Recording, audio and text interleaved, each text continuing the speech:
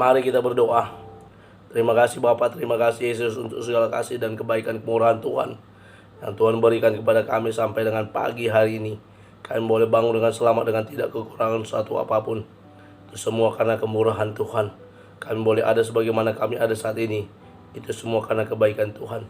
Sebelum kami memulai aktivitas kami pada pagi hari ini, kami mau bersekutu dengan Tuhan, berdoa, memuji muliakan nama Tuhan dan mendengarkan kebenaran firman Tuhan melalui channel YouTube ini. Berbicara bagi kami Tuhan, karena kami telah siap untuk mendengarkan kebenaran firman Tuhan. Dalam nama Yesus kami sudah berdoa dan mengucap syukur. Amin. Shalom ibu bapak saudara terkasih dalam nama Tuhan kita Yesus. Semangat pagi. Bertemu kembali di channel Yonando Butar-Butar dalam khotbah 5 menit aja atau kolima untuk renungan harian.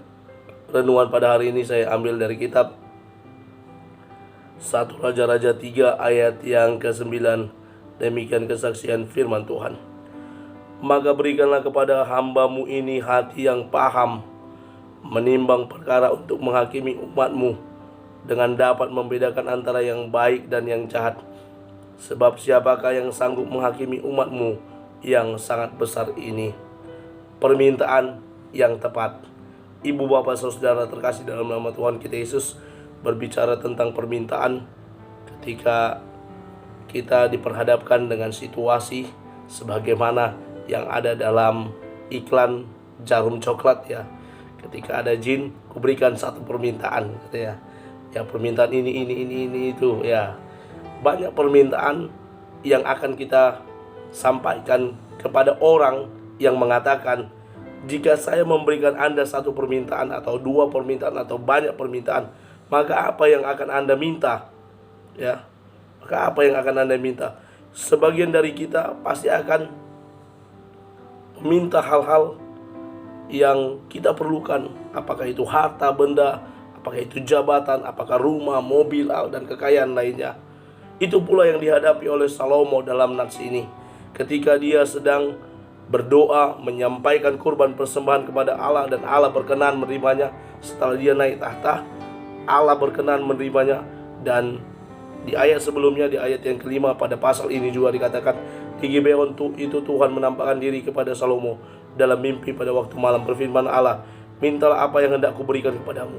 Luar biasa, Allah menawarkan kepada Salomo, raja yang baru diangkat, menggantikan ayahnya. Ketika dia diminta untuk mengajukan proposal permohonan permintaan yang diperlukan dalam memimpin kerajaan itu.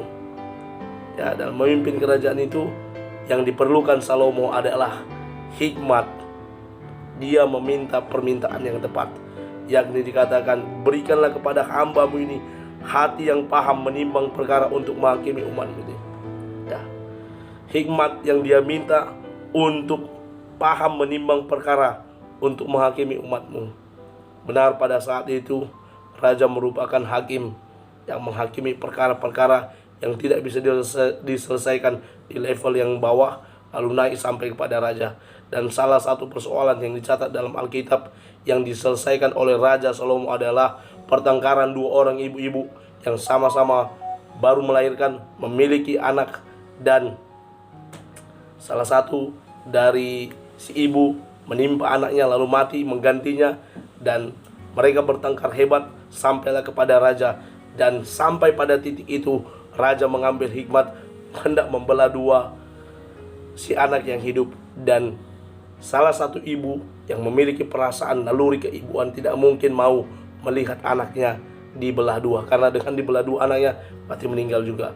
Dan dia mengalah, berikanlah kepada itu. Dan Salomo melihat itu sebagai sesuatu hikmat yang daripada Tuhan, naluri seorang ibu itu yang dia lihat, dan dia katakan, berikan itu ibunya. Dan hal itu menggemparkan Israel pada saat itu, karena belum pernah terjadi sesuatu yang hebat seperti itu. Bahkan Ratu Seba dari Ethiopia juga pergi studi banding melihat Salomo, melihat kerajaannya, hikmat yang digunakan Salomo dalam memimpin kerajaannya. Bahkan banyak lagi yang dilakukan dengan hikmat yang dia minta kepada Tuhan, menimbang perkara, menghakimi, dan membedakan mana antara yang baik dan jahat. Dan dia menjadi sanggup menghakimi umat yang besar sekaliber Israel yang memiliki ketegaran, ketengkukan, ya, tegar tengkuk dalam sifat dan karakteristiknya. Dan itulah yang diminta Salomo. Dia meminta yang tepat. Karena itu ibu bapak saudara terkasih, hari ini kita juga diperhadapkan untuk meminta yang tepat kepada Allah. Mari kita minta yang tepat, yang sesuai dengan kehendak Allah. Kita minta untuk dapat menjalani hari-hari kehidupan kita dengan baik. Karena apa? Hikmat yang diberikan, nasihat yang diberikan orang lain tidak bisa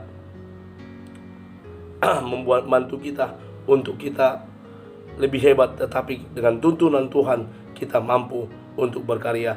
Francois de la Roche, penulis Prancis, berkata, kami memberi nasihat, tapi kami tidak bisa memberikan hikmat untuk mendapatkan keuntungan. Yang dapat memberikan hikmat hanya daripada Tuhan. Mari kita minta hikmat daripada Tuhan menuntun jalan hidup kita. Amin. Kita bersatu dalam doa. Terima kasih Bapa untuk firman-Mu yang telah kami dengarkan. Kami minta hikmat daripada Tuhan turun atas hidup kami, menjalani hari-hari hidup kami. Kami jalani hari hidup kami pada hari ini dengan hikmat yang daripada Tuhan. Dalam nama Yesus kami sudah berdoa dan mengucap syukur. Amin. Selamat beraktivitas. Tuhan Yesus memberkati. Shalom.